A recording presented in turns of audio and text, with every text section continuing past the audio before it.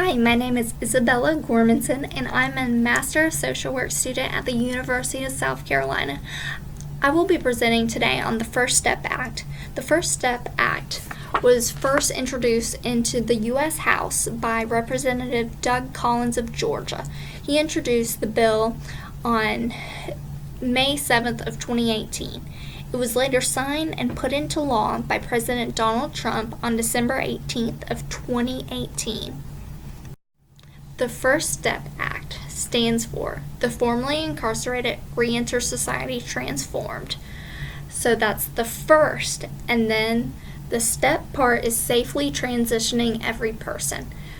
So the formerly incarcerated re-enter society transformed, safely transitioning every person act, otherwise known as the First Step Act. Components of the First Step Act are the following. Number 1, correctional reform through the establishment of a risk needs assessment system at the Bureau of Prisons. 2, sentencing reform through changes to penalties for some federal offenses. 3, the reauthorization of the Second Chance Act of 2007. And 4, other criminal justice provisions. While each component of this bill is worthy of attention, I want to focus in this presentation on number 3, the reauthorization of the Second Chance Act, first authorized in 2007.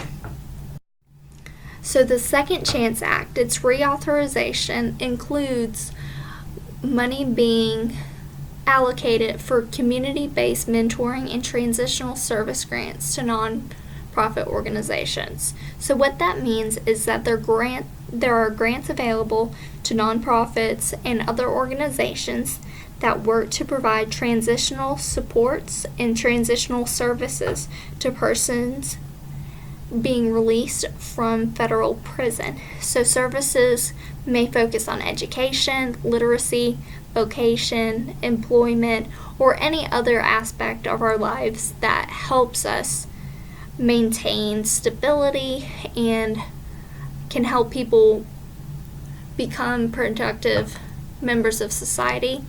So the focus is on community reintegration and reducing recidivism among released inmates.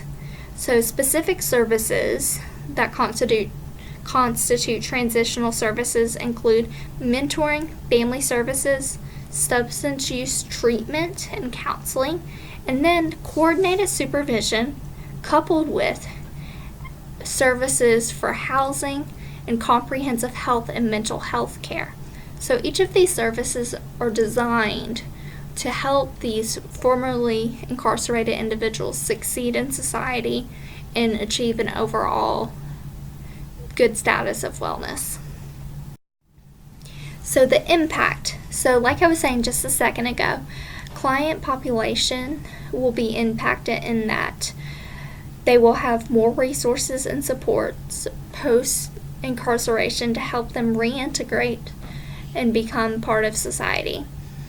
The community will be impacted by lower rates of crime, substance use, and homelessness. Transitions, the shelter that I work at here in Columbia, South Carolina, will see less people coming in who have just been released from federal incarceration, and even more so, seeing less people who have experienced the federal correction facility or have been in a federal correction facility because they have not become homeless post-release.